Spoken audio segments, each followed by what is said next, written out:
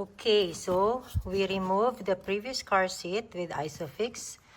So before installing the new car seat, we have to return the cover for the Isofix setter.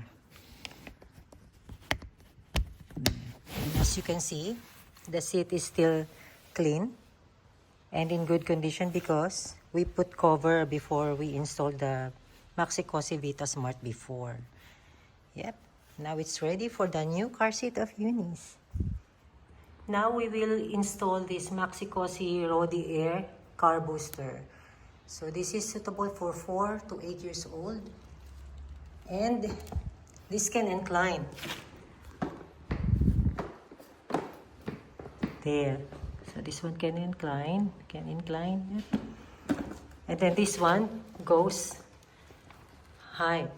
The headrest for tall kids. There. Can go as high as like this. And this color is called Cabernet, based on the stock color, Cabernet. And then the shoulder rest can also be adjusted like that, or if you want wider, just like that. Yes. Nice. Okay, let's go. And this is the instruction manual. And this is the anchor tether hook. So this, the round one is for the top anchor in the car, and then this one is for the back. So you have to check what tether points you have inside your car so that you can decide which one you need to use. And for this, it is mandatory in Australia, requiring attachment to a metal anchor point on the seat back, floor, or ceiling. This one prevents the car seat from tipping forward or rotating, significantly reducing potential head injuries if there are accidents. Okay. Now we put it inside the car. Okay. And then next, we will attach the anchor. And this is the tether strap, and we have to loosen it all the way.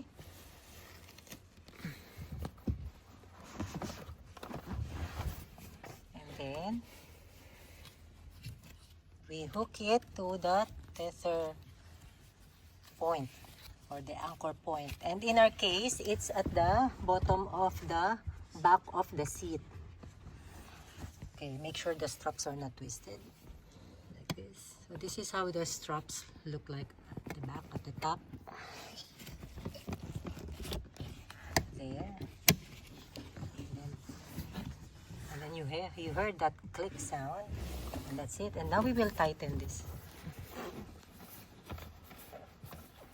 Make sure that it's secured, tight.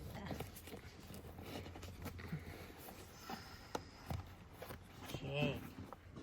Now the car seat is tight and secured with regards to the anchor point, that one. So smooth, tight, secured, no twisted straps, and we only have this much left in the case of Mazda CX-8. Yeah.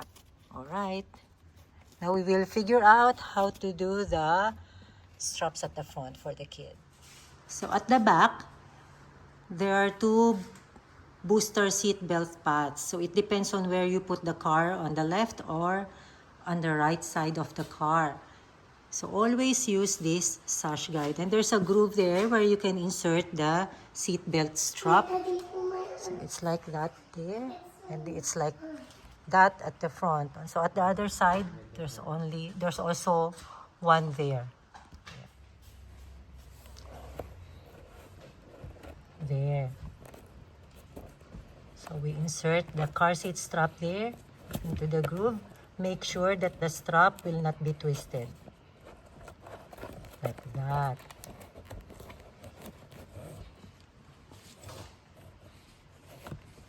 And then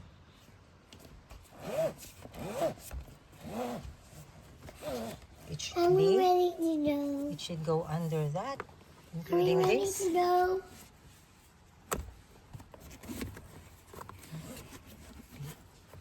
Yeah. So Are we Imagine that the child is sitting here, so the strap will look like this. Yay! And of course, you have to adjust the headrest, depends on the height of the kid, and make sure that the shoulder strap or the shoulder seat strap is sitting snugly on the shoulder. Yes. Yay! Oh, now we're done. That's easy.